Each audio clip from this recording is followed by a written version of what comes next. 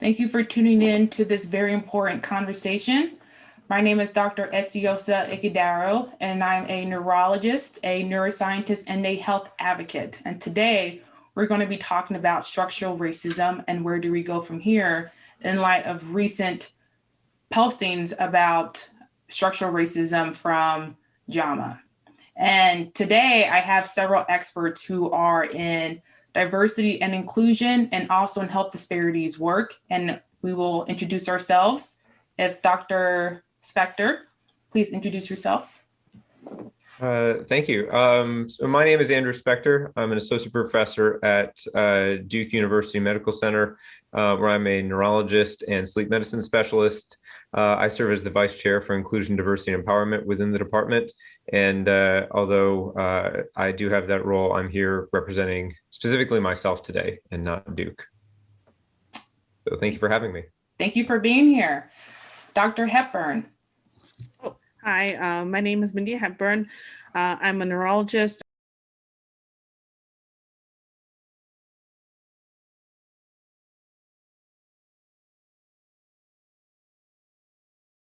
However, I am expressing just my views today. Thank you. Dr. Rivers.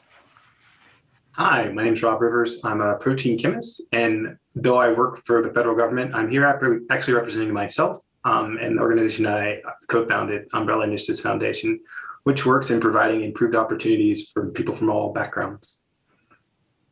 Thank you. Dr. Wright.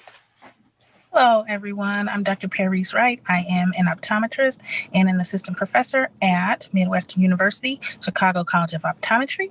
And I chair the Chicago College of Optometry's Task Force on Diversity, Equity, and Inclusion. And as the previous presenter stated, I am representing my own opinions and ideas today. Thank you.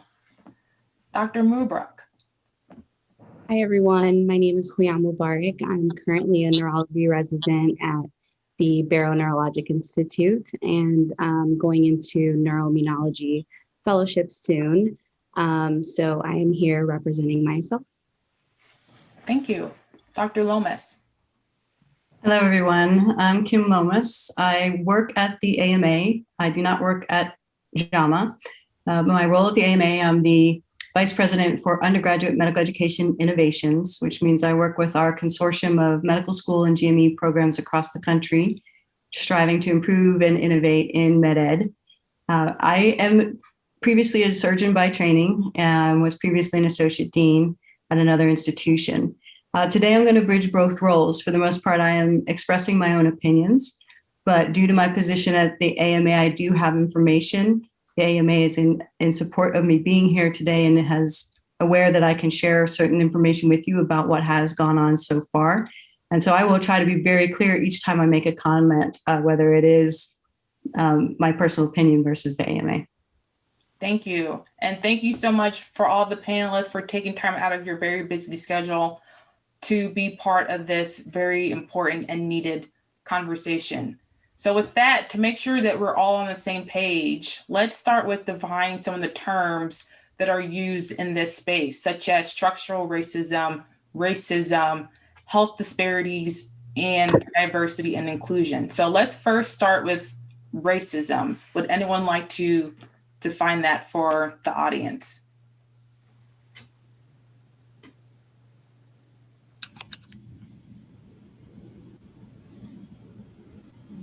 Well, I guess I will start. I think that one, I believe that race in general is just kind of a social construct based on people's phenotypical appearance, right? But to implement or disadvantage or inflict harm on someone because of their phenotypical appearance, to me, is the definition of racism. So when people are disadvantaged based specifically on the way that they look or the group that they belong to, that is racism.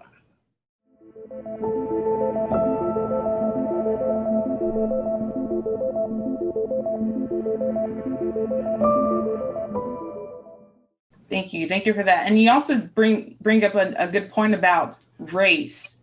So race, depending on who you talk to, there are some experts who say that race is a biological construct. I think social scientists and others are moving away from this biological construct, and it's really a social, political, economic construct that was defined during slavery in order to justify a systemic oppression of people of color. And because of that need to justify slavery, then our science and medicine was modeled using that assumption to then justify race being a biological determinization. And so for individuals who want more information or would like to read more about race and its construct, one of the best books I've ever read is called Medical Apartheid. And she basically talks about race, racism, pseudoscience, and how it still perpetuates in today's practice of medicine. So thank you for those definitions. Would anyone like to, since the big topic today is structural racism, define structural racism?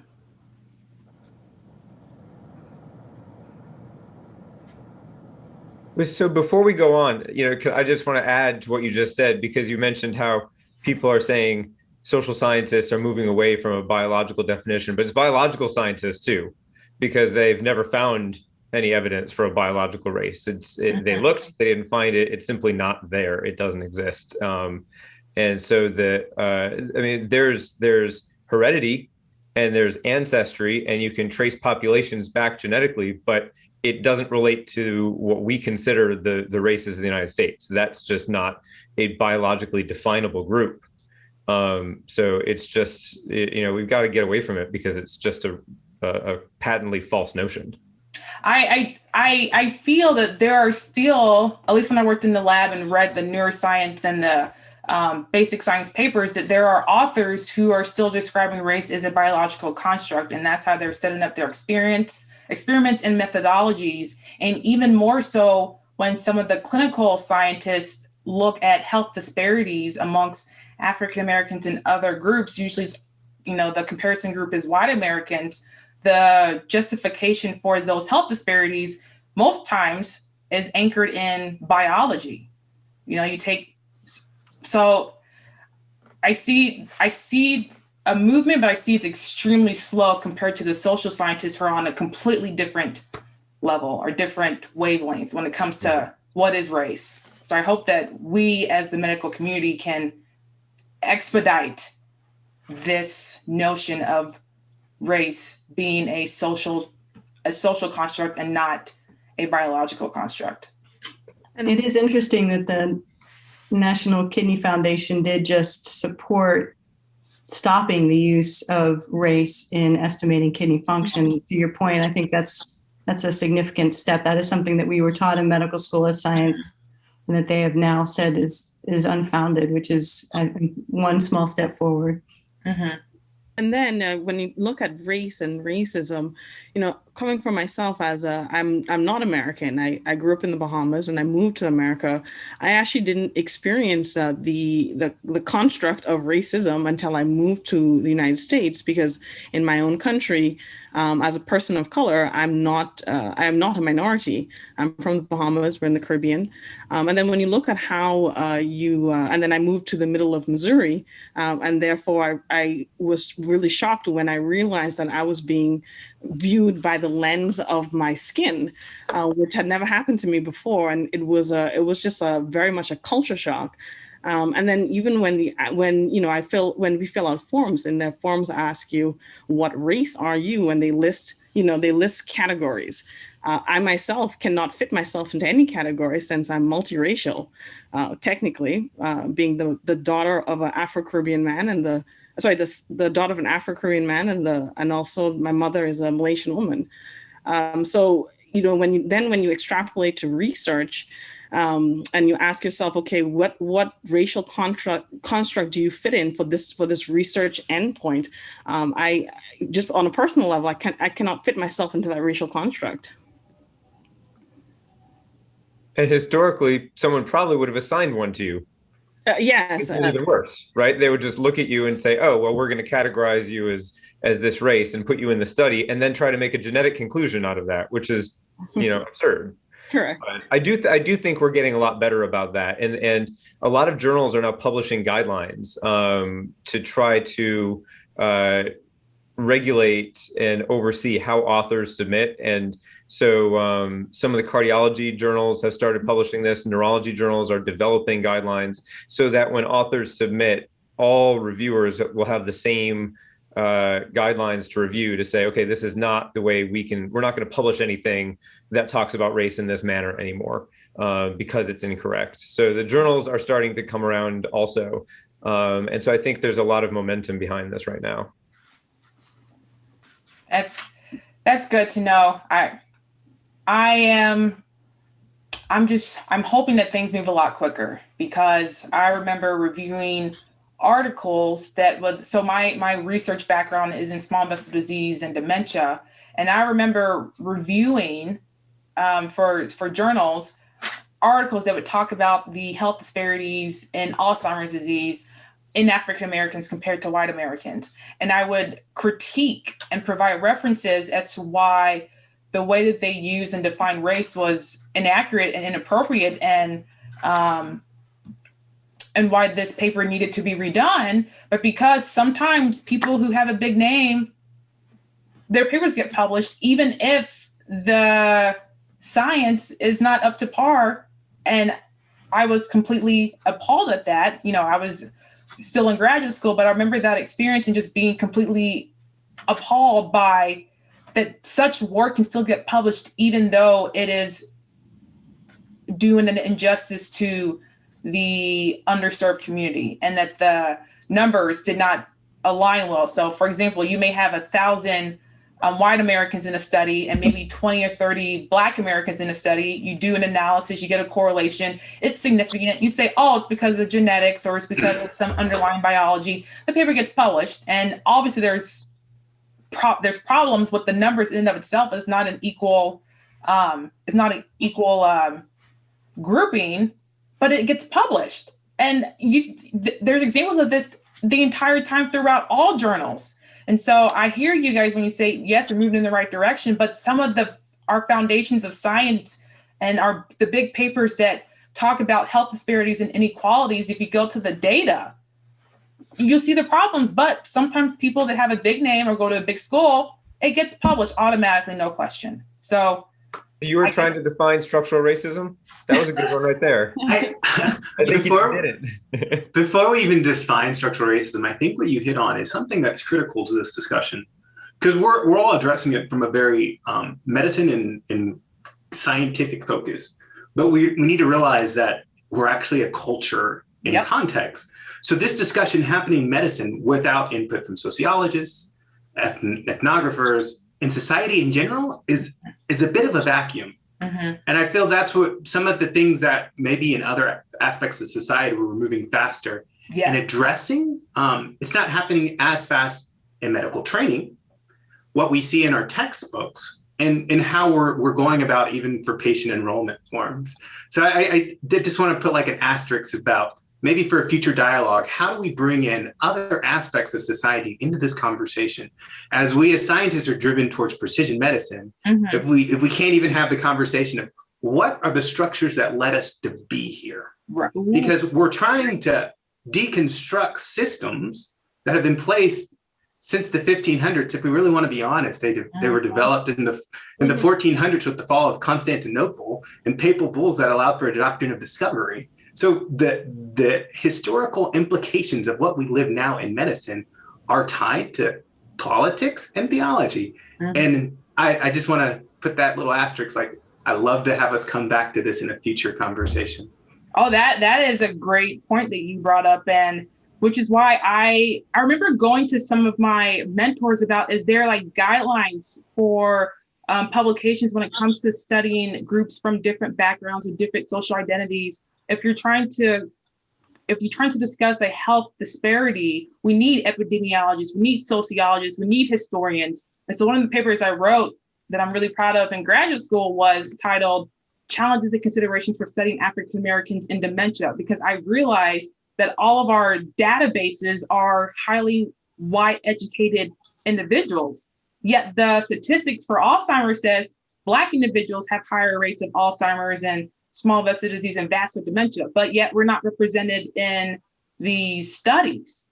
And so then where's this data coming from? So I need a behavior scientist, I need a historian, I need an epidemiologist, a social scientist. So I had numerous people that were represented on my paper to be able to help me write that paper in a way that does justice to the Black community. And when I talked to some of my co-authors, I said, is there a systematic guideline or consensus paper that talks about here's what we need or highly suggest when it comes to publishing papers in health disparities? And they said, no, there really isn't. People just make it up as they go along. And if you're lucky and you have the right names on your paper, even if the science is crappy, it'll get published. And so that's what, one of the things that really, really just irks me is that.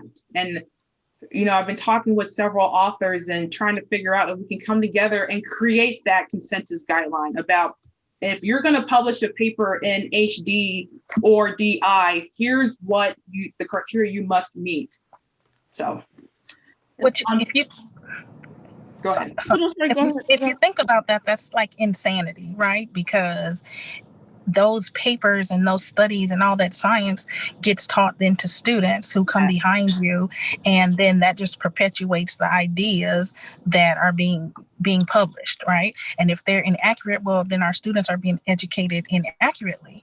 And to me, that's insanity, because we have a responsibility to educate and teach, future doctors in whatever healthcare profession they choose to treat their patients well and to treat them with accurate knowledge. And if they're not getting that based on the science that's out there, that is like the craziest thing. And that's why when we talk about that structural racism is talking about it's built upon what are the layers of the laws and the rules and the protocols that are already there that are kind of inlaid with their own biases, but those biases are put there essentially by the persons because they were built by persons who did not recognize their own inherent biases. And so it's one thing to say things out loud, but you have to actually recognize that everyone has inherent biases, and if you don't talk about your inherent biases and say it aloud and recognize that your bias is coloring it, then those institutions and protocols will not get changed because the individuals are not addressing it on their level who build the policy. And so, as a clinician, sometimes you have to take a step back and really ask yourself, when you are taking care of a patient, are you placing your own bias of what you believe is the outcome of their illness? Are you assigning, how do you say, a value of what's the outcome of the illness? And then is it preventing you from either aggressively looking for another cause, or are you just assuming that this is the end of their own choices? And sometimes, racism and bias plays into that decision. So I'd love to amplify what Dr. Hepburn is saying here. And it's been interesting for me personally to learn over the past year or so, honestly, through our colleagues at our Center for Health Equity, a little bit more deeply. And I had originally had an understanding of structural racism as primarily that there's so much unconscious bias built into all of us that we create these structures and processes. But I'd like to highlight, I think where Dr. Rivers was headed is what I've come to understand from our team is this notion of power, and that there are people who have quite deliberately controlled the situation. So the structural racism is not accidental, but it's been, for some, manipulated. So for many of us, it may be inadvertent, but unfortunately, over the years, some have taken a very active role in maintaining those systems and protecting them. And that was a new awareness that I have just come to understand more recently. And I know in the podcast, and I think when we say structural racism, when the public hears that term, and even when we talk about it, some of the examples we use is housing. And it's not like, oh, well, structural racism is out there and, medicine and science is perfect and there's no structural racism in and of itself in our systems, but there are, and we're talking about these. But I think when we talk about structural racism, the public doesn't understand that it's embedded in science, it's embedded in medicine. Mm-hmm. That's kind of, what I would like to get across is that it's not out there, it's not the politics, it's not the housing or gentrification or the prison system. It is in medicine, it is in science. And we need to start deconstructing it, or it will continue to affect oppressed communities and the Black community. That'd be a great paper, actually. But I think we've defined structural racism really, really well. So we can get into the it ties in nicely to the podcast. So the podcast was 3 parts. Part 1 talked about COVID-19, as I understand it. Part 2 talked about racial inequalities in COVID-19. And then part 3 talks about structural racism. And in this 16-minute podcast, the deputy editor is hosting the conversation and is talking with, I believe, Dr. Katz about structural racism. And that was posted in February. And many of us had the opportunity to actually listen to the podcast. And so that's, ties into what we're talking about, structural racism, and what are some of the issues with that podcast. So for me, as a Black woman and as a scientist and a physician, it was very difficult for me to listen to that podcast in the light of Dr. Susan Moore's death. So how I heard the podcast was, structural racism, the term just doesn't feel right. It's too harsh. And individuals don't want to hear about racism. We should remove the term structural racism out of the conversation so that individuals can listen to what we have to say. And when I heard the audio, all I kept thinking was, what would you have said to Dr. Susan Moore? What would you have said to her? Would you have told her structural racism doesn't exist? Why is her pain not being treated? And all the other, more overt examples for structural racism. And so for me, I was appalled, honestly, at the podcast. And it does hurt the society, because if our leaders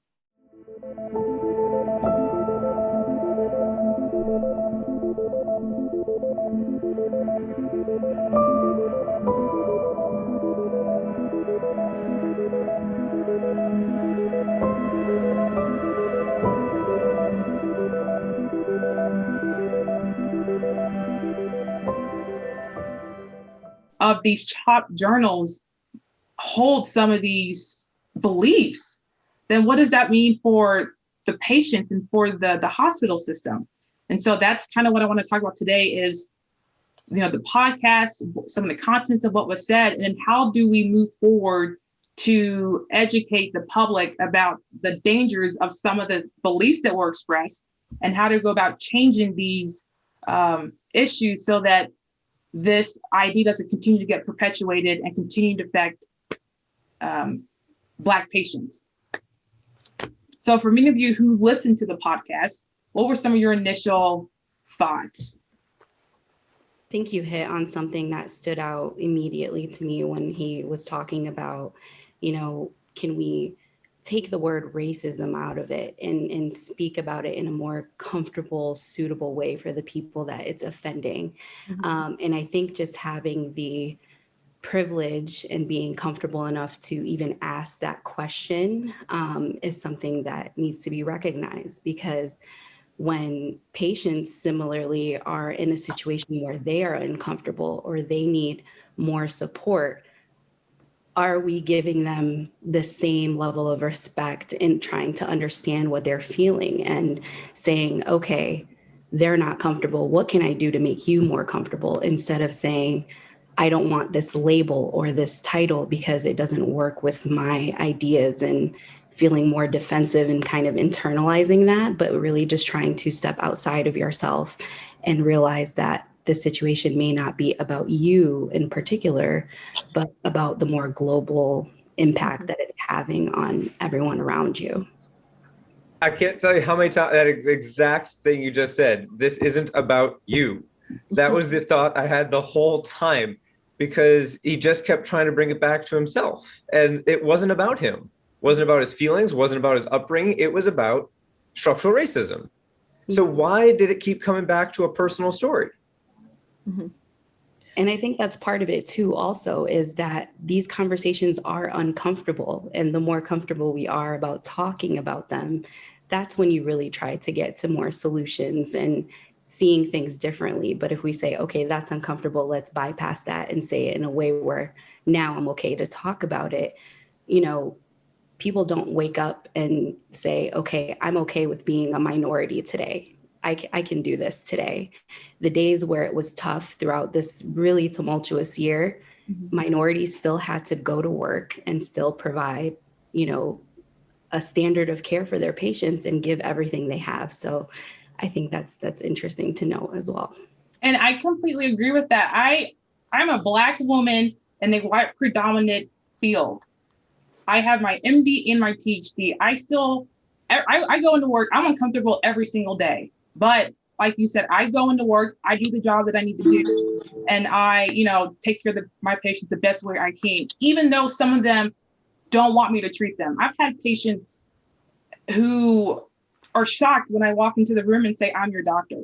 Or I've had patients that wear Blue Lives Matter when George Floyd died.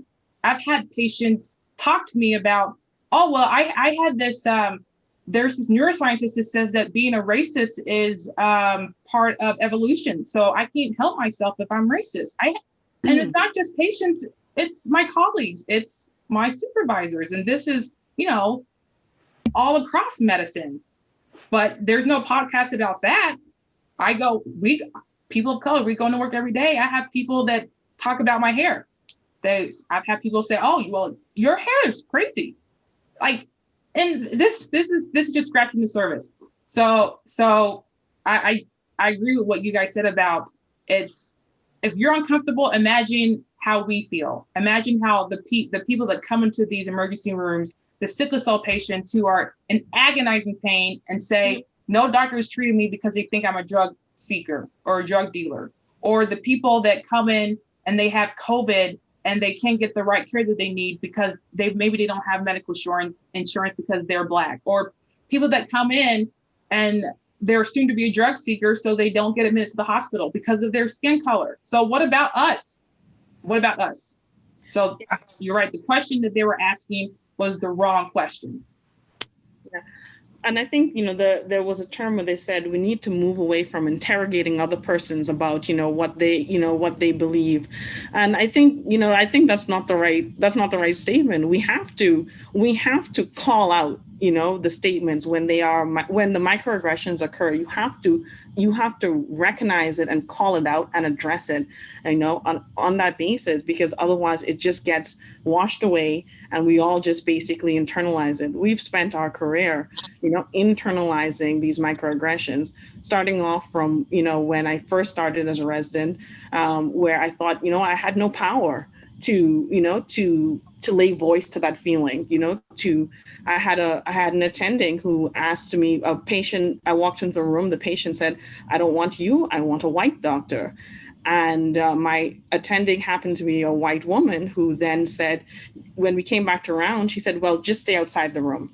I'll go in and talk to you." And, as a young resident, I just accepted that as that was the thing that was supposed to happen. I did not stay quiet about it, even though internally I felt uncomfortable and I felt angry. And it isn't until many years later where I realized that was not the right thing to do, and that I should have at that moment in time found my voice. And podcasts like this basically, it almost tries to minimize, all of our voices and our allies' voices. That's the key thing I heard. There was a specific part of the podcast, because I wrote it down. It was so bothersome. The term racism. Oh, I don't feel I'm a racist.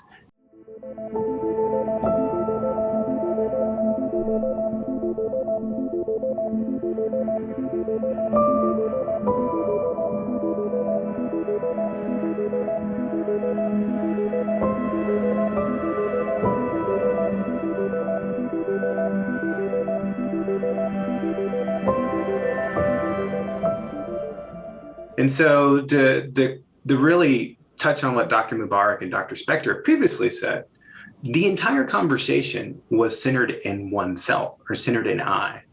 And we're talking about structural systems.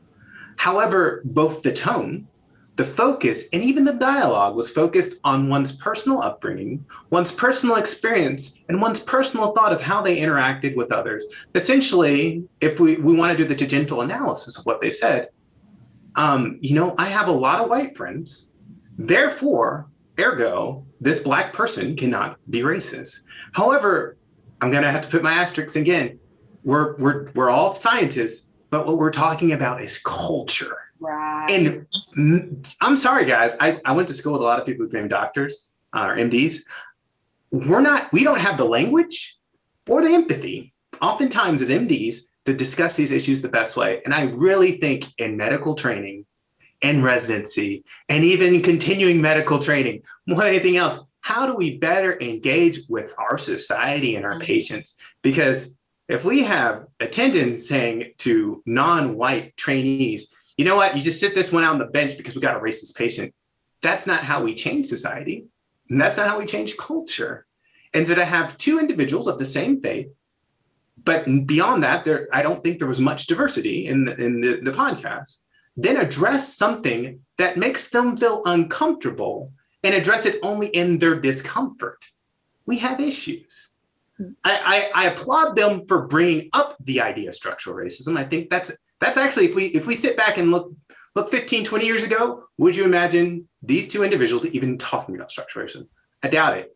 Actually, in 2008, AMA finally apologized to the fact they didn't let in Black doctors. That's why there's a National Medical Association, because AMA didn't let Black doctors in. So we've made some progress, but there's more progress to be made. And that progress comes by one, feeling uncomfortable.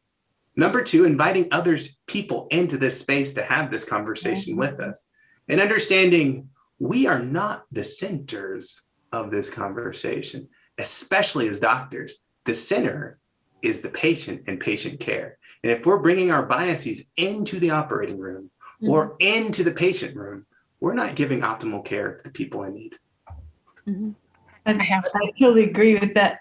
Sorry, Dr. Wright, go ahead. Okay. No, I was going to say, he said it so beautifully and perfectly. The doctors speaking in the podcast were specifically concerned about how they felt.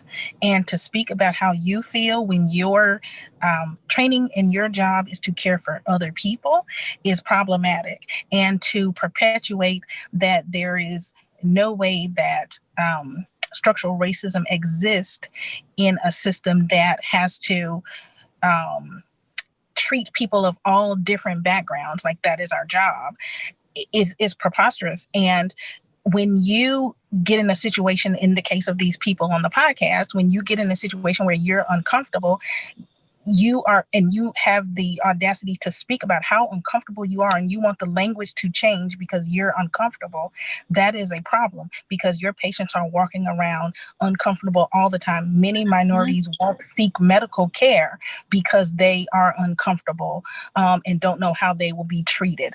And as a Black woman who is a doctor and sees patients and has experienced racism from patients who didn't want to see me, as a mom who has taken my children in to see doctors who, assumed that I was a teenage mom, or, all sorts of crazy and wild ideas. And I've experienced it as a patient and as a doctor. The idea that the fact that you're uncomfortable, and that's the most important thing, is a perpetuation of structural racism. And so every time you feel uncomfortable and you want to be made comfortable, think about all the people that are uncomfortable every single day of their lives. And I was going to agree. The podcast seems like a textbook illustration of this notion of white fragility.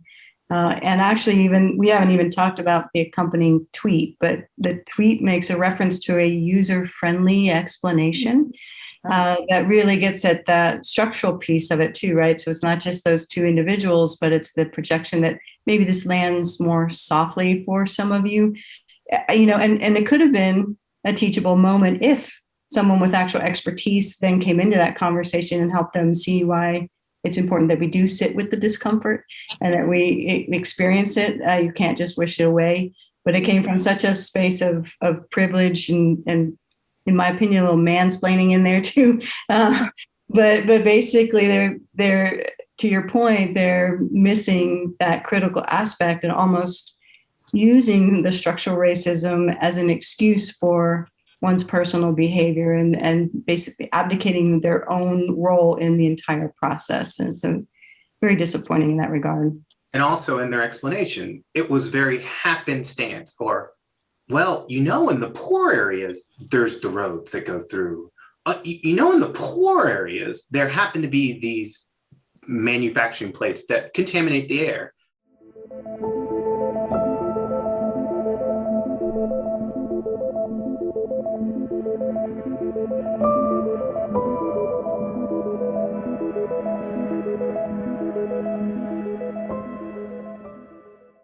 And so once again, I'm like the bad repeating record here. There were specific decisions to decide to break communities up to put roads through them. There were specific decisions to put manufacturing in certain zones.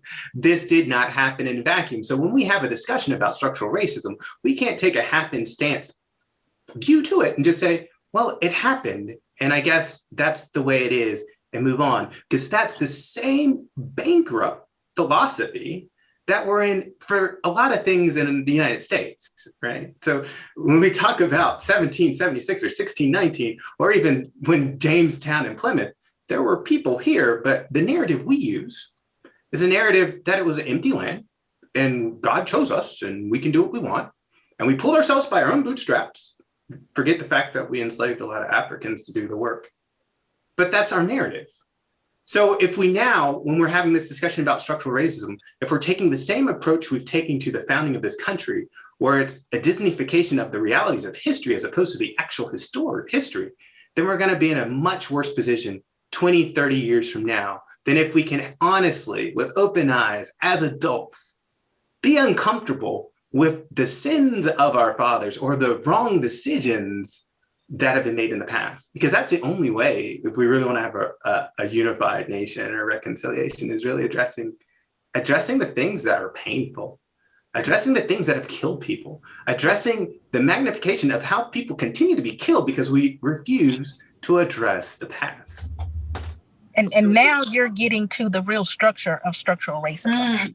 It is the scaffolding on which so many systems are built.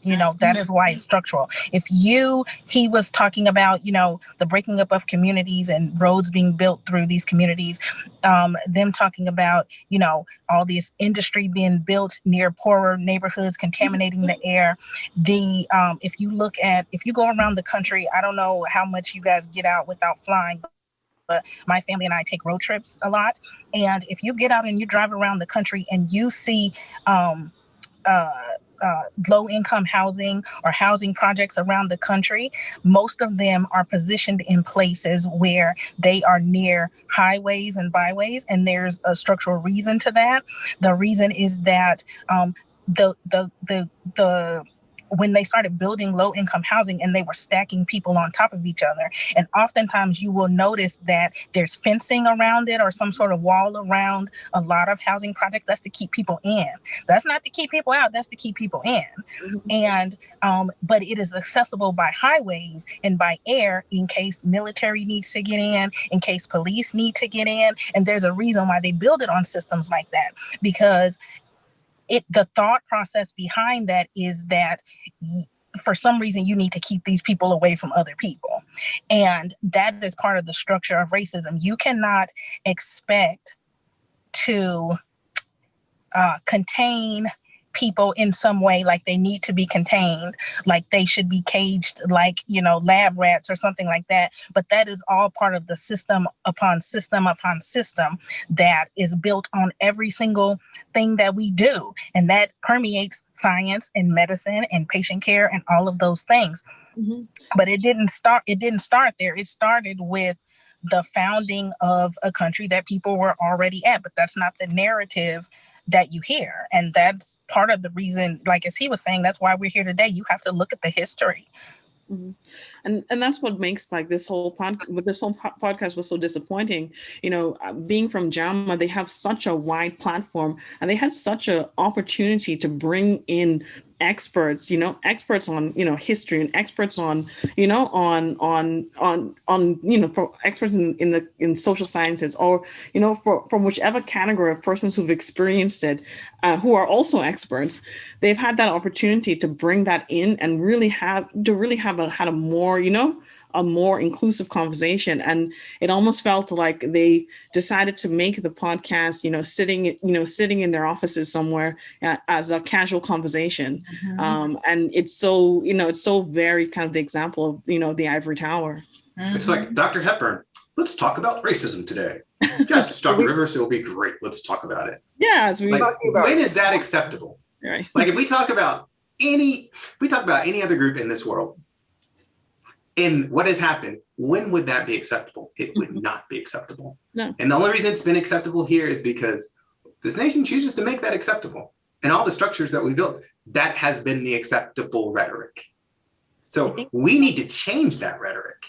I think we need to talk about the very first thing that came up in that podcast, because we keep talking about history and the narrative, but we got to set the record straight.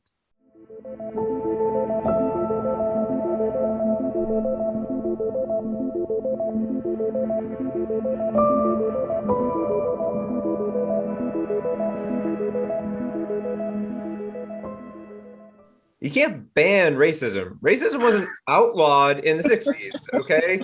It's illegal. I mean, if that was the starting point of the conversation, right? So we're jumping off, if we're going to get our history right, let's at least get the fact right that nobody ever has banned racism, okay?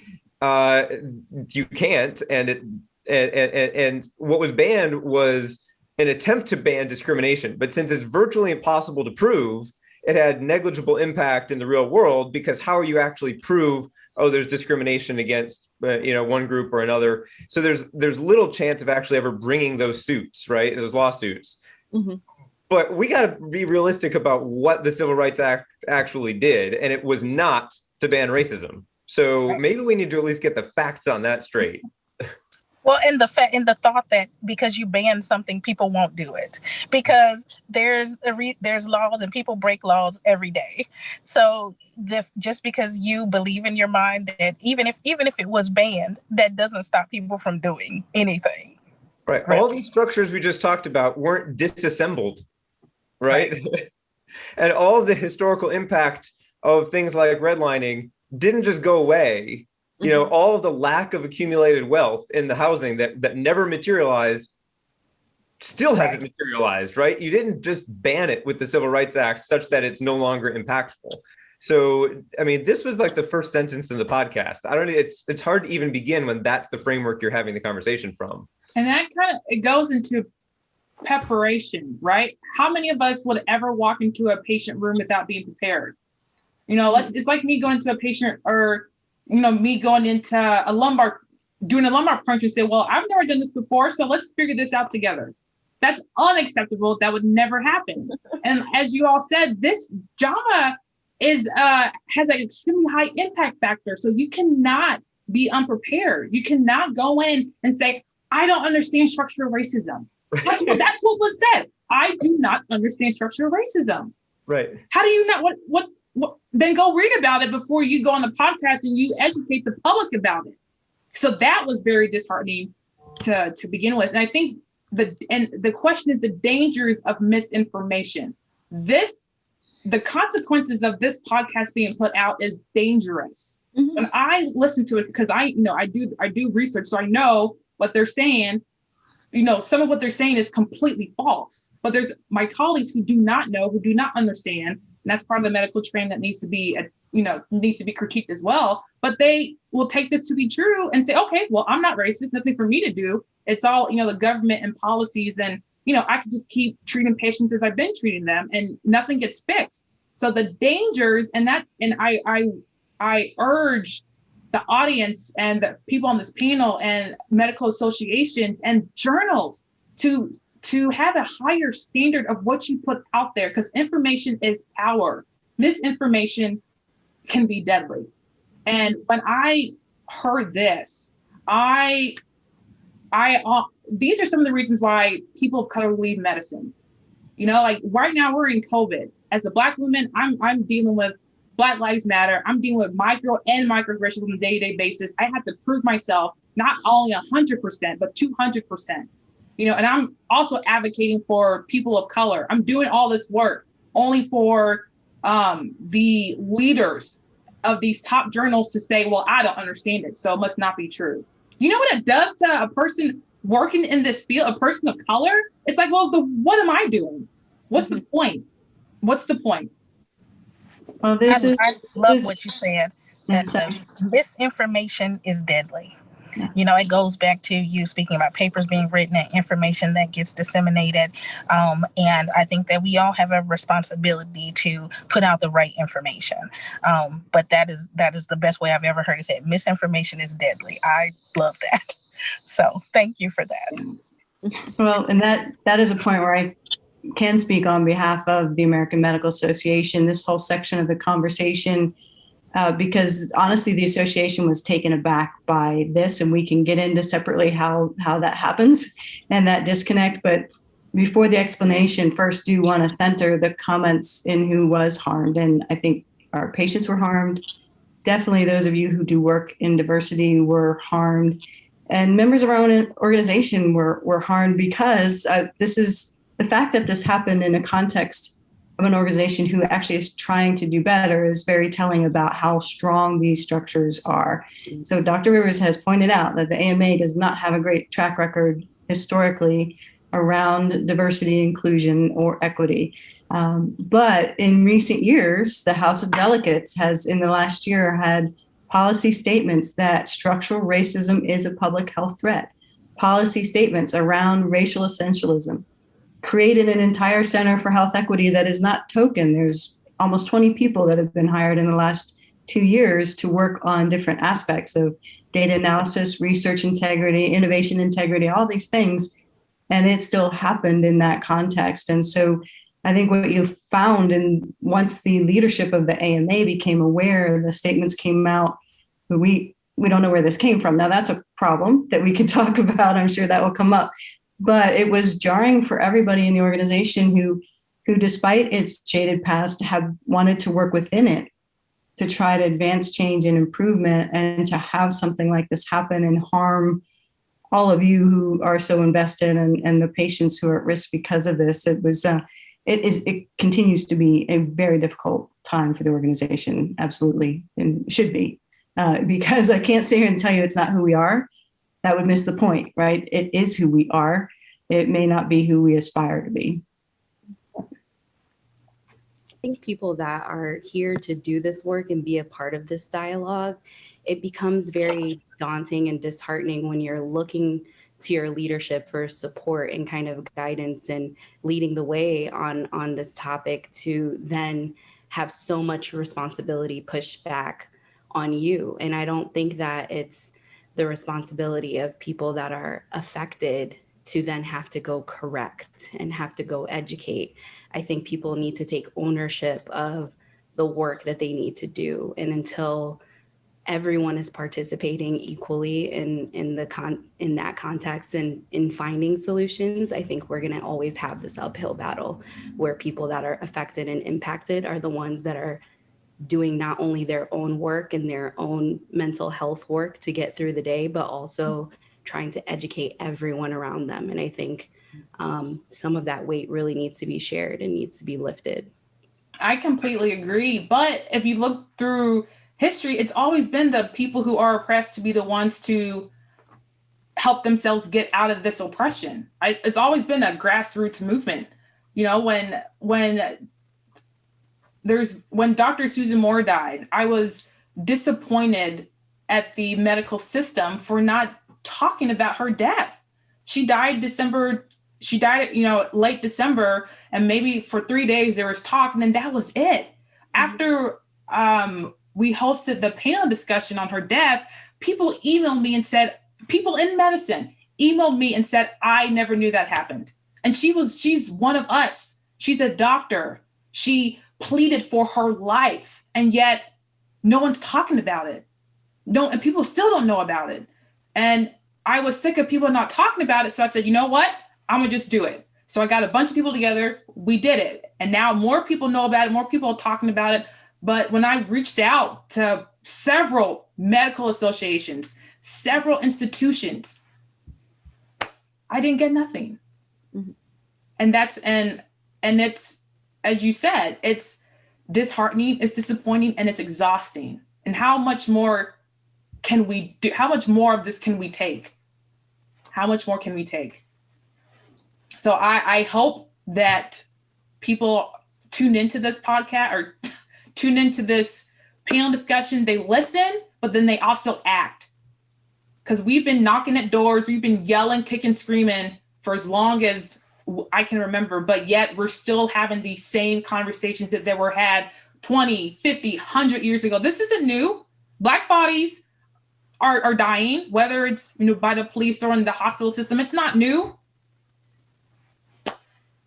but yet it hasn't changed. Yeah, Sorry. I was just going to share that I had a healthy lesson in what you're saying over the past several days. I've always tried to be an ally, but I've never been in the midst of a situation like this. And some of the staff that is more junior, if you follow hierarchy in the organization, we're trying to compile a letter to express their frustration and their anger to the leadership of the organization. And so I ended up working with this group of marginalized and BIPOC, as it turned out, about 6 different staff, and just listened as they tried to reach out and get input from their peers. And then everybody's got really conflicting opinions about how aggressive you should be in the response and what's safe. And I watched these people work so hard to try to build some kind of coalition so that it wasn't just expressing their personal opinions. They're trying to represent and reach out to people. But in the midst of that, got caught up in this battle that shifted. It distracted from the original harm of the podcast, and it all became about the writing of this letter. And, I watched them physically get ill. I mean, they were just exhausted. You could see the strain, and I'm trying to jump on these calls and be available, and ended up submitting on their behalf and just to provide some cover, really. But it was the first that I saw just how hard it is. You think you have some sense that, yes, that would not be fun to go through, but just watching them anguish over the best way to do it and how to be fair, and then the hours that they were putting in on top of doing their real job for the organization that they are in the moment not very happy for. Right. I think everyone like me needs that experience of rolling up your sleeves next to some people who are really doing this and going through it, so you can get some glimpse into how hard that must be on a regular basis. And there's a reason why those of us who do this work do it by ourselves. Because if I try to do this work or this panel with an association, the red tape, there'd be so many hoops you have to jump. You got to say things, in a certain way. Why? Because while we, figure out the nice way or the politically whatever way to say it, patients are dying. People are suffering. So we need to, like everyone said early on, the focus, Dr. Rivers said this, the focus needs to be on the patient. Does the patient care if we say it one way or the other? No, they care if their health is in danger. So I think and this is me being idealistic, but we need to forget about the red tape, forget about how it looks, the optics and people's feelings, and focus it on the patient and have these real hard conversations that may hurt your feelings, but will improve medicine. Do you think that we could have this kind of conversation as part of any institution or any association and publicize it? No, that's the problem. We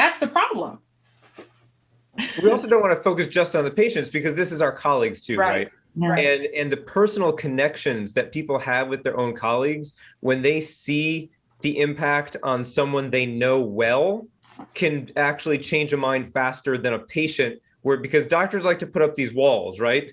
And they're taught to turn off emotionally, and that's the patient, and we're not going to get emotionally involved. But when it's the person in the office next door, when it's someone you have a collegial relationship, when you see the impact things have on them, that can actually have a much bigger impact, I think, on how you see things and your frame of reference.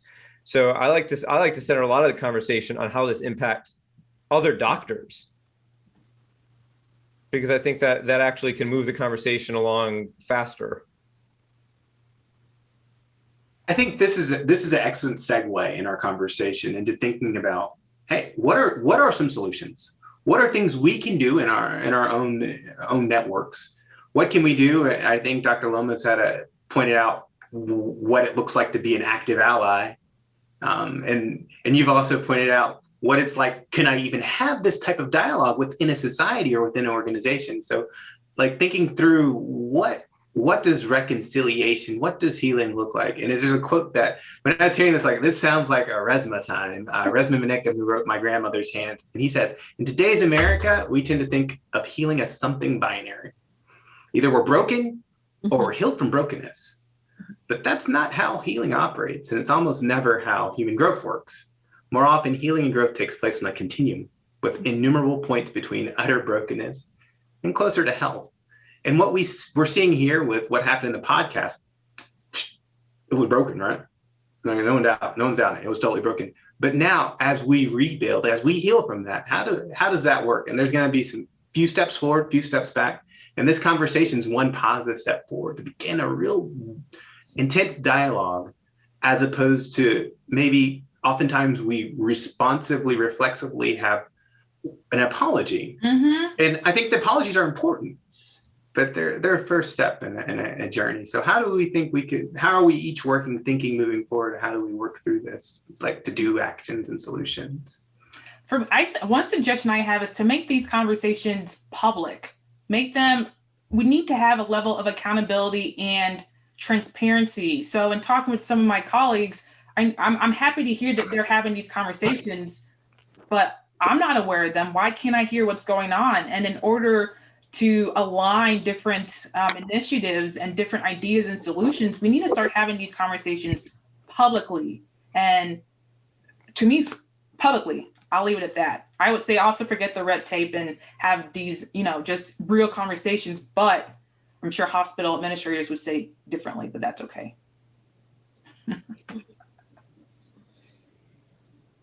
Yeah, I think you really need to know your institution, because we see all too often the consequences. And, out west, there's an example, at an institution where someone is asked to give a talk on racism and loses her job because of the talk she had on racism, right? Like, you got to know your institution. But this is another area of white privilege and white allyship, because as you were saying, Dr. Ighodaro, I don't think we could have this. And it's my white privilege to say, I could probably have this, because I wouldn't get fired for that conversation. And so I could have hosted this at my institution and would have gone fine. People would have joined. People would have enjoyed the conversation. We do have these conversations. This is not outside the bounds of what we would do in the course of our work.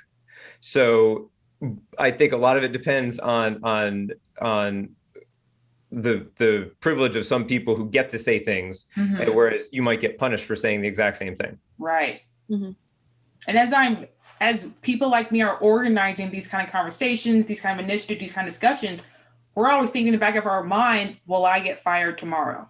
Well, how's this negatively going to impact me, my career, and the future? And I know many of us on this panel may have had those same thoughts and discussions, and some of the people I invited may also maybe had those same thoughts, and which is valid. So I agree that I'm pleading to my allies. Some of you guys have certain privileges that is not afforded to me. So help move this conversation forward. In the rooms where we are not, you have to talk about these issues, because we can't do it alone. Definitely. Well, one direction for solution, obviously putting my educator hat on, and it's long-term, right? But investing in improvements in our medical education process. And certainly on one hand, there is the need to teach future physicians as well as current physicians what structural racism is and all the things that we've been discussing. So there's new learning that has to happen. But one of the things that I've been particularly trying to advance is what you alluded to earlier, was the embedded racism within the education process itself. And so it's okay to say you're going to add this new content, but we've been really pushing our partners actually over the last couple of years through an active process of self-critique at the institutional level to look at the actual evidence in your system of structural racism in education.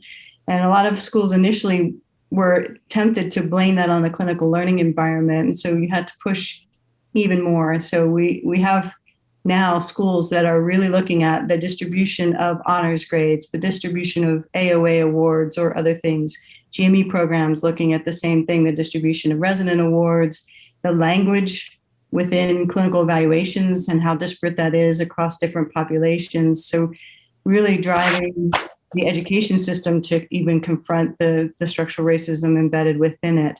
And so again, that's a long-term look into the future solution, but it's really encouraging that so many institutions are at least now ready to hear and think about that and look at their own data. What they do with it is now our big challenge of how do we fix it. And so we'll need more and more experts to help us understand what we could do to make it different. Well, I want to circle back. Dr. Rivers made a very good point at the very beginning about, bringing in other fields, right? Not just medicine. And so, and I completely agree with you. One of my roles at Duke is I co-chaired the anti-racism curriculum committee that they just had to try to do what Dr. Lomis was just saying about change the structures. And one of the things that the committee that we just completed our work proposed was changing orientation. That orientation shouldn't be about medicine. Your orientation week at med school should be someone from the history department coming in to talk about history, someone from sociology. Like, we don't need to get to medicine on day one. We need to understand people first, right? And talk about issues about, how to be anti-racist throughout your medical career and bring in all of these views. You do not need to start your dissection of a cadaver in the first week. We have plenty of time. I wanted week one to be a fully anti-racist orientation. Let's talk about, what does affirmative action mean? And it doesn't mean that your Black colleagues are less qualified than you. So you better get rid of that idea right now. Let's start with that kind of a comprehensive approach to orientation week before we ever get started. And you know what? It's going to make some people uncomfortable. Mm-hmm. And I'd rather they just not come. Okay, know up front that this is what you get when you come to Duke. Mm-hmm. And if you don't like an orientation like that, okay, because it's time to stop making the racists comfortable and making the Black people uncomfortable, which is the exchange that whole podcast did, right? How do we make us comfortable? But we build this into week one and we advertise it so that we all of the promotional materials go into this for the sole purpose of kind of discouraging a certain population that may be uncomfortable having that conversation. We'll find plenty of people to fill our class. Not worried. Okay, we'll fill our med school. Let's fill it with the people who understand what they're getting, what they're signing up for. And I completely agree with you, Dr. Rivers. That's what we need, not just medicine. It's bigger than that. I think we need to take a critical look, or like with a fine-tooth comb of medical education, and I like the conversation about where this is going, but what about the actual medicine that's being taught? I know, many of us know, when you go to take your USMLE, you go to take step 1, step 2, step 3, 25-year-old African-American female comes in for shortness of breath and chest pain. You're thinking either sarcoid or sickle cell. That same patient, you change one word, white, you thinking cystic fibrosis. And it is embedded in the tools that are used to certify me as a physician. In that structural racism. So that's part of it. Dermatology textbooks, for example. The only time I see a Black skin is in syphilis or some kind of STIs. Mm-hmm. Anything else, it's white skin. And I brought this up in my clinical courses. Okay, you guys talk about acne and rosacea on a white skin. That's great, but my face doesn't turn red. Mm-hmm. And so then I asked, okay, so what are the resources that I could use to be able to diagnose skin disorders on my people that look like me? No one had an answer. And so it's so, and I think we are all scratching the surface when I'm having these conversations, but like, we need to take a deeper dissected look like we do in anatomy and publish these papers and publish this data and say, okay, here are all the problems in our medical education, starting from day one. And then once we do that, then we can start figuring out, okay, here are some of the tools, here are some of the lectures, here are the experts we can bring in, here are the courses that we can bring in to slowly solve the issue. But I still think we haven't dissected it to its unit yet. That work actually is underway at multiple institutions. And to your earlier comment, unfortunately, resting initially on those most harm. And so you can imagine the students who are in the classroom saying, what? Wait a minute. But there are sites at which line by line through every lecture slide, those with more expertise come in and help to identify it. Every case vignette Awesome. looking at the naming and those associations. And actually, even that work is happening at the boards in terms of their questions, right. and even at the board prep places. Right. They've now learned that as well. We have a long way to go, but there are really some institutions that have led the way to really do that. And they are now starting to try to put it together in a place that another institution can, okay, look at your lecture about these topics. You're going to find these things, go in and fix them. And that's, training the faculty at the same time. So that work is being tackled, but it's a lot, it's immense, and has to get across the country. I'm sure all of you have a certain pathology textbook on your shelves who are MDs. If you're an MD, you have this pathology text. I won't name it, but one of the pathologists on our curriculum reform committee sent me the document of every instance in every chapter where race was included and how to rephrase it and how to either remove it or to change it or something. The entire textbook next edition is going to be completely rewritten. And it was one of the most impressive. I mean, this is pages and pages. Yeah. Scary that it was there. Amazing the amount of work it went into to actually revising it for the next edition. So it is coming. I know it can never come fast enough and can never undo all the harm, because how many doctors were still practicing with that training? And I get all that, but still, we got to do it at some point. We got to start from somewhere, and it is coming, because that's going to be a much better edition. I got a sneak preview and it was really impressive. And then how can we make it part of the accreditation criteria, ACGME, make it a bullet point when they come to assess schools and accredit schools? How is this becoming part of the criteria for accreditation? So that'll be another, possible solution, is really embedding it in, well, if you don't do A, B, C, D, your school cannot be accredited. And I know there's been some movement toward that, at least from a residency standpoint, and that now some of the residency programs are starting to incorporate health disparities teachings in our lectures. So my institution is doing that, for example, and that's something brand new. So I hope that continues to be disseminated across many institutions, because I think that education goes a long way. Yeah, I echo what everyone else is saying here. I think that we have to get a lot more intentional about how we're teaching a lot of the more informal skills of medicine. The science skills of medicine is what we're always teaching, but there's lots of things that as you get into residency, you get to fellowship, and get closer to becoming an attending, that there's more informal ways of what you need to know in order how to speak to a patient. When you see a patient in the emergency room who may be angry, who may be upset, you have to go past that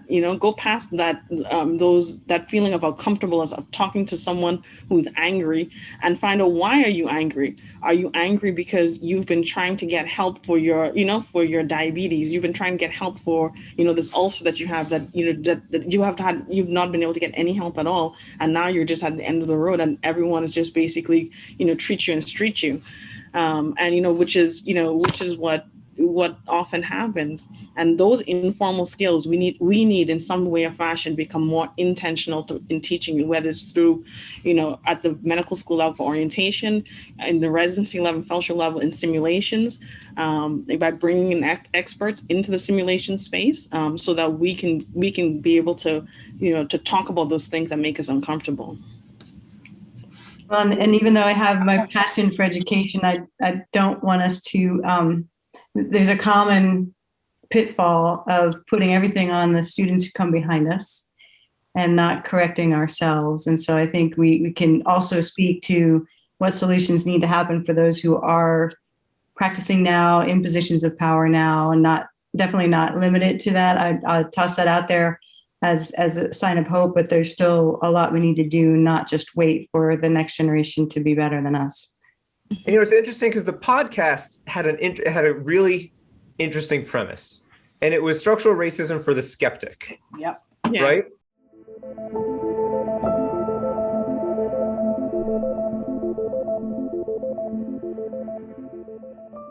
And it actually, I'm like, okay, this is good, because we've got an arc here where we're going to follow this. And I mean, I already knew that there was a problem with the podcast before I listened to it, so I was waiting for the other shoe to drop. But But I was like, this isn't bad. This is a good idea. I understand he's skeptical. A lot of people are skeptical out there. Let's see where this goes. Okay, didn't go well, but it could have, right? I think the concept was actually okay. And if he had, listened, he brought in Dr. Katz as sort of an expert and then discounted everything that he was being told. But in a parallel world where that conversation had gone differently, you can see how, okay, I understand what this means. I get it now. Thank you for explaining that. And walking someone through that thought process actually could have been a really useful tool. So it's sad that it was a missed opportunity, because I actually like that premise of taking a skeptic and then providing the information and giving someone a bit of safe space to be skeptical, but then leading them where you want them to go. Sadly, that wasn't what happened, but I thought it was actually a decent idea. I had an issue with the premise of racism, structural racism for the skeptic, because it completely, in my opinion, it discredits, the experiences that people of color like me, health providers and professionals go through on a day-to-day basis. So what's there to be skeptic about? It's not like we're presenting a new hypothesis or new theory and there's only preliminary work. There is numerous work, evidence, statistics to support this notion of structural racism. So for me, if you're a skeptic, either A, you're ignorant, or B, you choose not to believe the data. And I think that's the heart of the issue, that because racism is controversial and makes people uncomfortable, people can think, oh, well, I can choose to believe it or choose not to believe it. And it's not a choice, it's fact. So everyone just needs to get on board, and it's nothing to be skeptic about. I would say maybe not so much skepticism, but more so ignorance. Yeah, and it's a combination, I think, of both willful and inadvertent ignorance. I think it's both, but it's really easy to avoid these conversations when you're white. It's really easy to simply not know because you just choose to, and it can be willful. I'm not saying that, but it's easy to avoid it when you don't live it. And so part of our job is to, we don't want to provide comfort, but at the same time, we will make no progress if we don't accept that people don't have that experience, right? I mean, I know back years ago how easy it was for me to just go through my life thinking that by not being directly personally discriminating against somebody that I was doing what I needed to do, right? And I remember going through an awakening to say, yeah, that's not good enough anymore. If I'm not actively fighting against the system, then that's not good enough. But I give some people the benefit of the doubt, saying that if we could open their eyes, they can join us. But nobody has ever opened their eyes. I happen to be married to a Black woman. I hear this stuff every day, right? That close contact puts me in a much different position than the vast majority of white people in the country. And so I know what it was like to just not know. It wasn't intentional. Mm-hmm.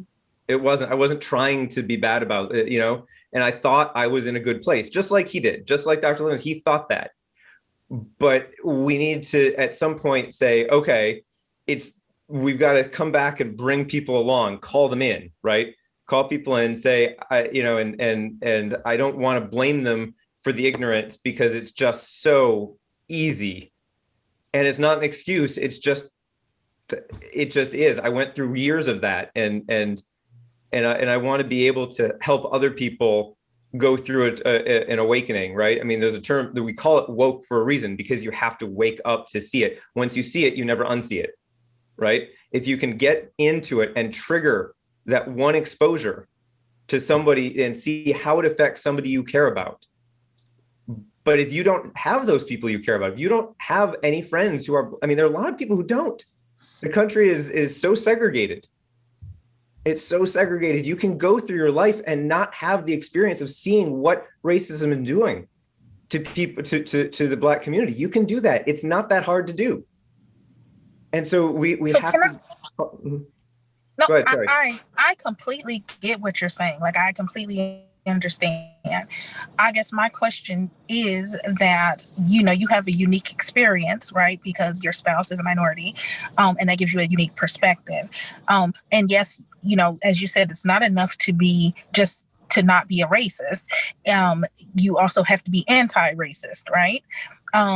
But I guess the question is, whose responsibility is it then to wake people up and to bring people along? Because to bear the burden as a minority of the inequities of society, I have to bear that every day. Now I also have to, bear the burden of bringing other people along to educate them and make them understand, because I don't have to be taught, that you're a human being and I should treat you well. I don't have to be taught, right?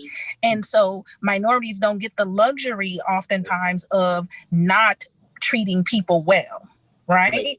And so why then do we as minorities have to bear the burden of then teaching other people how to treat people well? And on the other side of that, as a clinician who sees patients from all different backgrounds, right? No one has ever had to tell me, treat your patients like a human being. Treat your patients like you would hope someone would treat your mom or your dad or your child, right? I come into the room as an empathetic person who understands that the person is seeking care from me.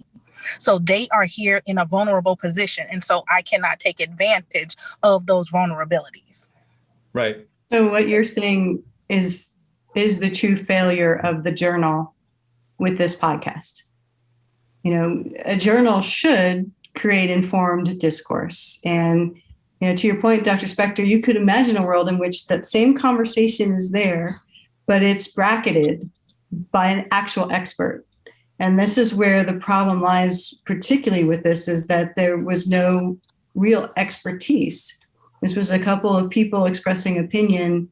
And unfortunately, that's where the breakdown, I think, at the journal is that there's, given its authority, it needed to have someone with real expertise who could come in and build off that conversation and say, okay, here's where you misunderstood.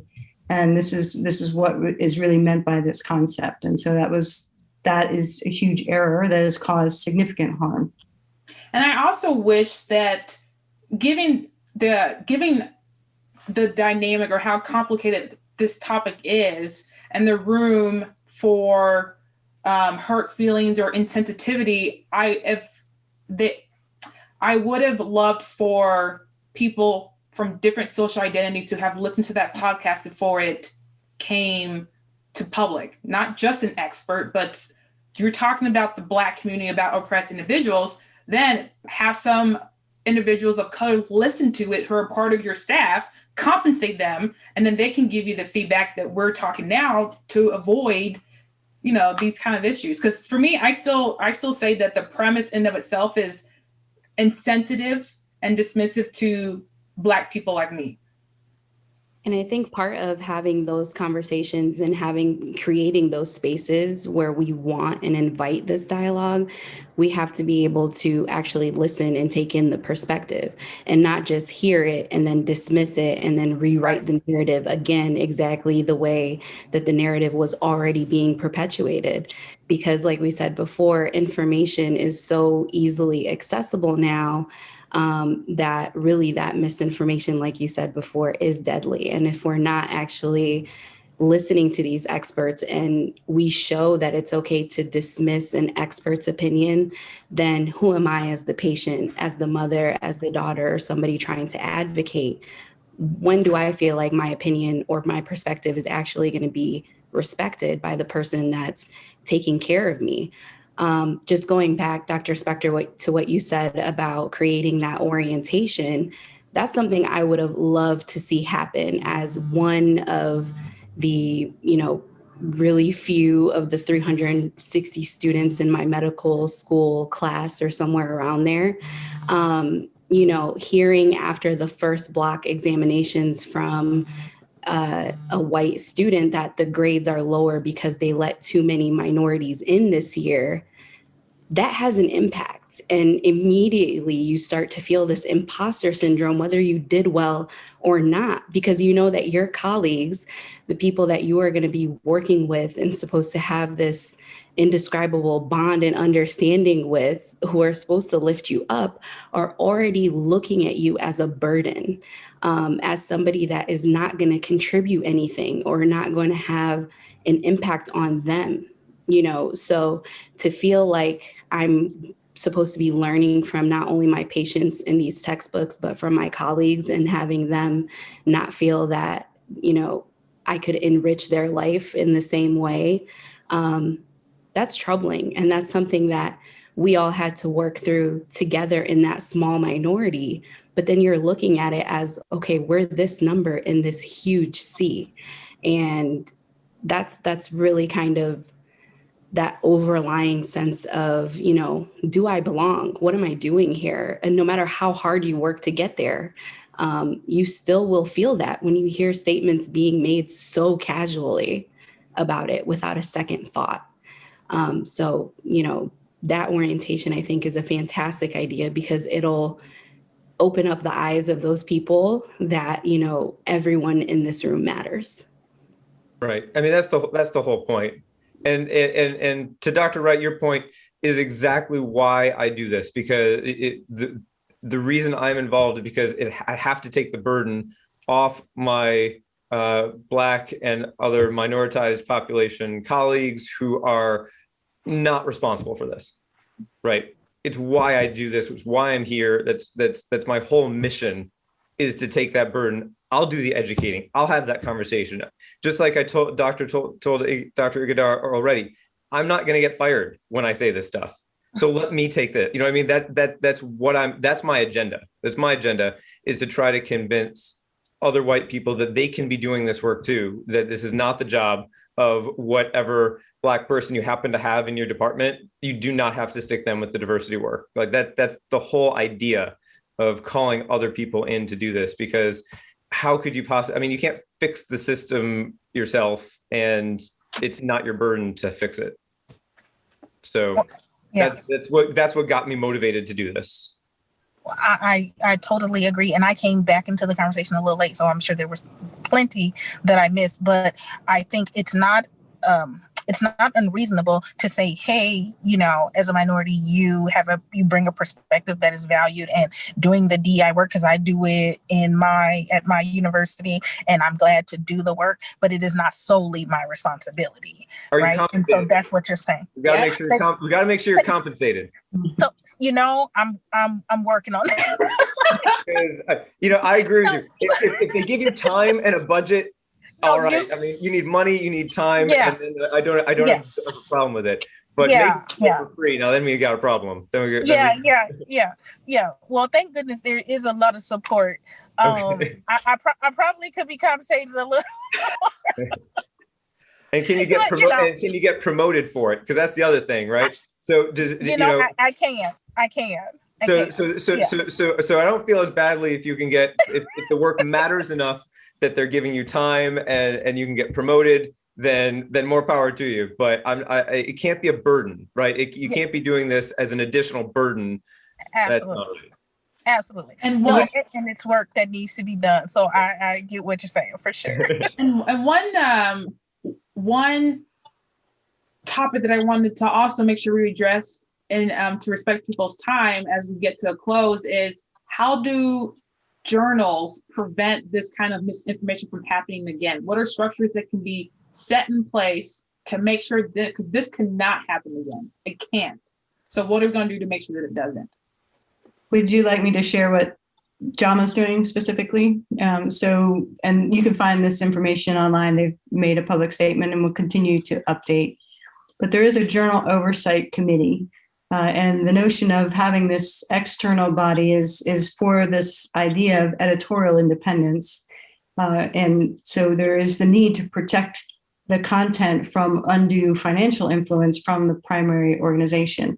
Unfortunately, in this instance, they didn't benefit from the knowledge influence of the organization, but that's another matter. And so the Journal Oversight Committee is an external group. There does have some diverse representation on it, probably not as much as some may like.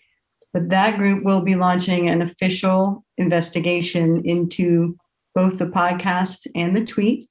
It's already been started. It will look at the sequence of events of how it came to be, where the content was developed, who was chosen to speak, how it was pulled out, packaged, presented, et cetera. So it will be a start to finish, and it will be overseen by both the AMA's Office of General Counsel, but importantly, hired an external area of counsel that has expertise in diversity and is actually run by diverse lawyers. And so that external consulting group will help the Journal Oversight Committee do this stem to stern investigation to try to really understand how this happened and what elements of it were individually driven and what elements of it were structural that need to be have different solutions brought to bear.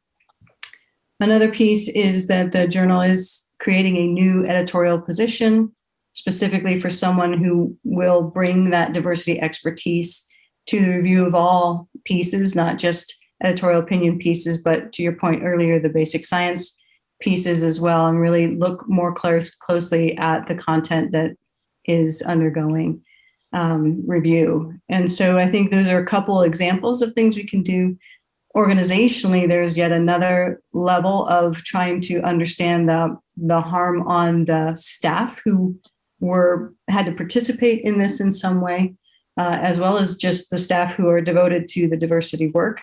And so that's another lane of conversation that is forthcoming. And so I think that the Oversight Committee investigation will take some time.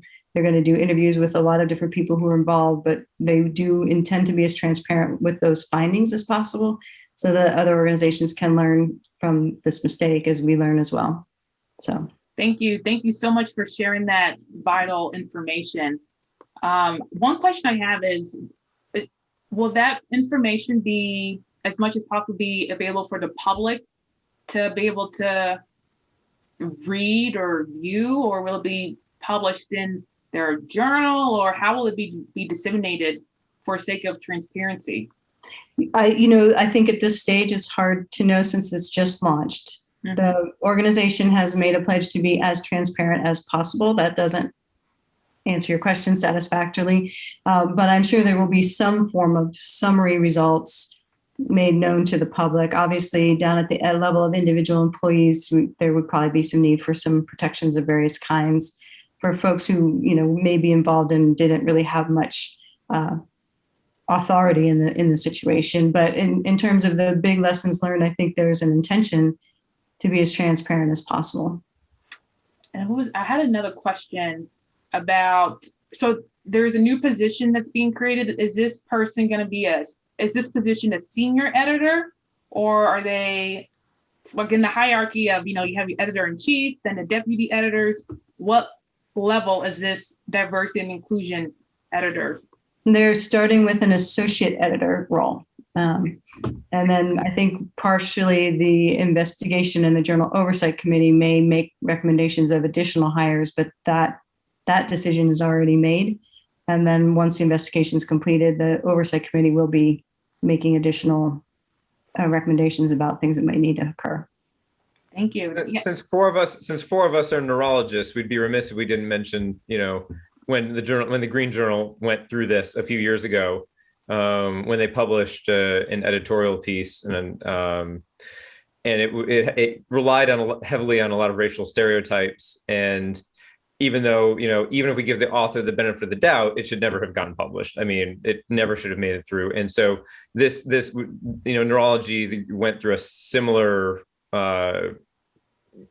metamorphosis to try to become better at dealing with issues around race and racism, and hired, I think, 3 people because editing every article that comes through JAMA and all of JAMA's subsidiaries, I mean, it was like, it just seems like at least one per journal, and probably more than one per journal, is where this has got to wind up. Because if the Green Journal needed 3, I can't imagine JAMA and all 10 or so different journals they put out are going to handle this with one person and not, and expect them to do it all.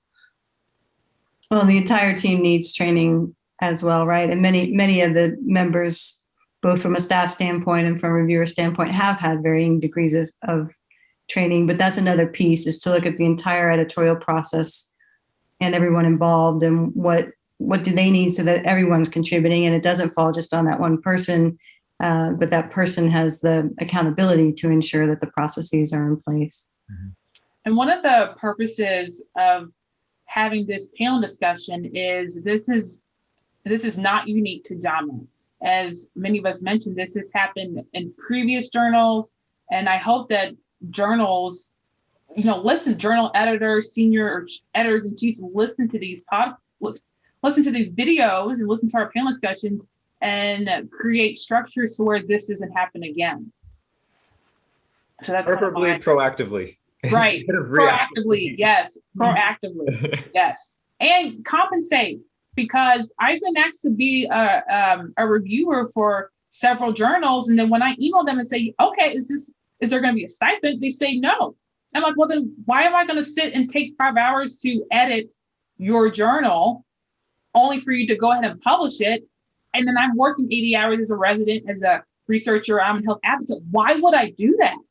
So that's another aspect to this work. If you're going to ask me personally to do this work and to help edit and review, I deserve to be compensated for my expertise. And that is, something that is,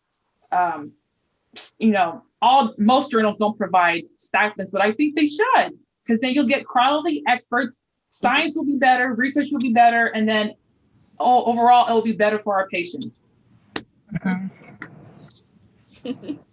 So as we close, I want to thank each and every one of you for being on this very important panel in such short notice. I am just so glad to be able to have all this expertise. So within these next 4 minutes, let's do closing points, takeaway points. We can each go around and say 1 or 2 sentences about what we want the audience to take away from this conversation, knowing that we will have many more conversations on these topics because they're needed. And so Dr. Spector, we can start with you first. So I'll speak to the podcast itself and the concept of structural racism versus personal racism, because I think that was where things were breaking down. The idea that these are related but different concepts, in the sense that it doesn't take an individual to take a racist action for the system to remain rigged, and for the system to be racist. So I just will emphasize that point again, that structural racism is inherent in all aspects of what we're doing. And if you don't see it, it's simply because you're not looking. And that's not an excuse. We can't live with that as an excuse anymore. Thank you. Thank you so much. Dr. Mubarak. Sorry if I'm saying your name wrong. So I think one thing I would encourage people, no matter what stage or what level you're in, to make sure that your voice is heard and to not feel like you're alone in anything that you're saying or that you're presenting. So if you see an opportunity where you can get a seat at the table and really create some change, have an impact, not just on the people around you, but the people that are coming after you, and the people that are, working with you and training with you can also learn from you. So really be open to that, and try to have the courage to step into the role and feel that support that you'll get when you get there. And then for everything else, as far as institutions that want to create change, the same thing goes for them, where, you invite us into that space to share our perspective or our opinion and to make those recommendations. Let us really see the change and be transparent on what you're doing, why you're doing it, and then credit to the people that actually started the work, and make that known as well. So I'd really like people to not feel like there is no hope that things will get better, because if we start getting down that mentality and really thinking about it that way, then we're going to be stuck in this circle for, an endless amount of time. So Thank you for having me as a part of this discussion. I really appreciate it. Thank you. Dr. Hepburn. Yeah, and I think one of the take-home points is that, when you want to do a lecture on a topic and that you're not sure how the topic is, that you should, make sure that you do the research and extend those who are experts in that topic and who also live that experience, bring that into that conversation, that discourse, because that's the only way that you're going to actually have an accurate and a richer discourse that's going to help to affect change from your platform. So that I think that would be the one that's one takeaway point that I have from this podcast. Thank you. Thank you very much. Dr. Lomis. Well, thank you for including me in the discussion, and thank all of you for sharing your personal experiences as well as your reaction to this. I think that I really appreciate that you are taking this opportunity to create learning around this and have a discourse. I think, that to convert something that was painful and wrong into a case study for how we can teach about this and have these kinds of conversations is making, the most that we could out of something that we wish we would have avoided. So just thank you for hosting a forum in which you can have this kind of open discourse, and hopefully more and more of these conversations will be taking place. Thank you. Thank you very much. Dr. Wright. First, I would say thank you for allowing me to participate. I'm not a neurologist, but I am very happy to participate and bring my perspective as an optometrist and a clinician. So thank you for allowing me to participate. I am absolutely the beneficiary of all of you guys' knowledge and everything that you said today. So thank you for that. What I will say is, just as the ideology and the scaffolding of structural racism can be perpetuated over time, the ideology that diversity is important can also be perpetuated. And that's what we need to start perpetuating, because there's science that shows that we all benefit from diverse voices and ideas. And as we start to spread that, hopefully it will catch on like wildfire, and we will start to win the battle of some of the inequities that people have to face in this country. Thank you. Thank you so much for all of your insight, your expertise, and your time. And from one of my closing remarks will be, knowledge is power. Misinformation can be deadly. So as we move forward, we need to ensure that the information we put out there is validated, is evidence-based, and has been critiqued by numerous people from social identity, so that we're putting the best knowledge out there in order to take care of our patients in the best way that we humanly can.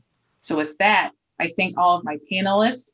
I thank you for your time, and we will continue to have these conversations